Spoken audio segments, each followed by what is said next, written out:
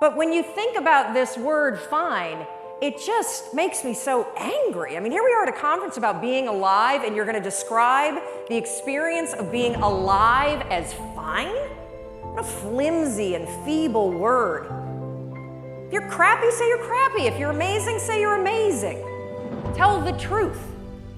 And this not only goes for the social construct, oh, I don't want to burden you with the fact that I hate my life, or, hey, I'm amazing, but that would make you feel terrible. The bigger issue with fine is that you say it to yourself.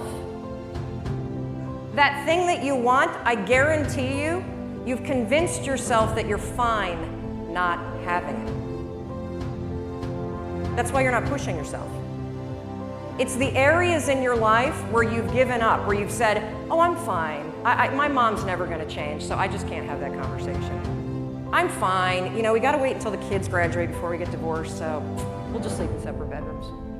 The activation energy required to get your ass away from your computer and out your front door to go on the walk you said that you were going to go on is the exact same amount of force that it takes you to push yourself out of a warm bed and into a cold room. What's interesting about being an adult is that when you become 18, nobody tells you that it's now going to be your job to parent yourself. And by parent yourself, I mean it's your job to make yourself do the crap you don't want to do so you can be everything that you're supposed to be. And you're so damn busy waiting to feel like it. And you're never going to. My son never feels like getting off his DS. That's my job. Get off the damn DS. Kendall, clean up the Barbies. If you're going to have a nude party in my bathroom, at least clean it up.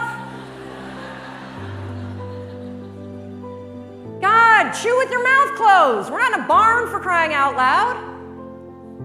All right, dinner's coming. Get out of the pantry. As parents, and you were a kid, your parents make you do the things you don't feel like doing because you won't. Ever. Not now, not then, not ever. And even when you get good at something, you'll figure out something else you don't want to do. And then you'll plateau out and you'll get bored and you're like, I hate this job, it's boring. But will you look for new? No, you'll just bitch about that one.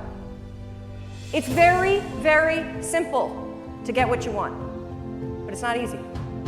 You have to force yourself. And I mean force.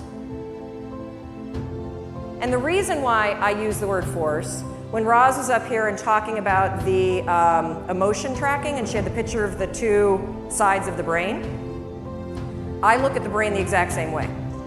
Only I describe one side of your brain as autopilot and the other side is emergency brake.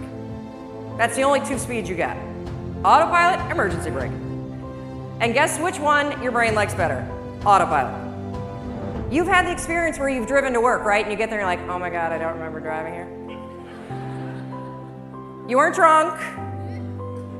That was your brain on autopilot. It was functioning just at this level.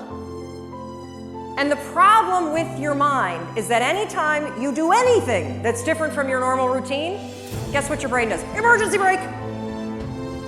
And it has that reaction for everything. Everything. You walk into the kitchen and you see everybody's left their breakfast dishes for you. And you think for the 100th time, I'm going to kill them. In fact, I'm going to leave them here and I'm going to make them do it. So one more thing that you can use. I call it the 5-second rule. Your mind can process a facial expression in 33 milliseconds. It can move pretty damn quick. The other thing that it does very quickly is if you have one of those little impulses that are pulling you, if you don't marry it with an action within 5 seconds, you pull the emergency brake and kill the idea. Kill it. If you have the impulse to get up and come dance while the band is playing, if you don't stand up in 5 seconds, you're going to pull the emergency brake. If you have an impulse about you were inspired by somebody's speech today and you don't do something within 5 seconds, write a note, send yourself a text. Anything physical to marry it with the idea, You will pull the emergency brake and kill the idea. Your problem isn't ideas. Your problem is you don't act on them. You kill them. It's not my fault. It's not anybody's fault. You're doing it to yourself. Stop it.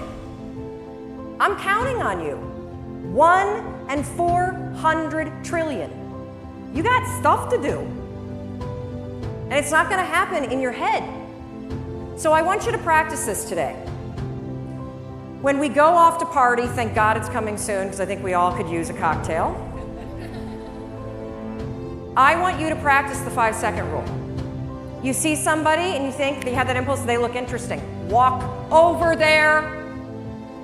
You were inspired by somebody and you have a request, make it. That's why you're here. Experiment with it, and I think you'll be shocked about what happens. And one more thing, I want you to know that everything that I do, whether it's the radio show or the television show or the book that I wrote or the column, it's for you.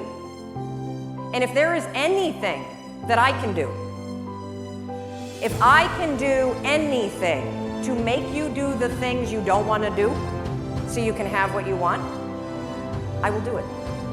But you need to walk over, you need to open your mouth, and you need to make the request. You got it?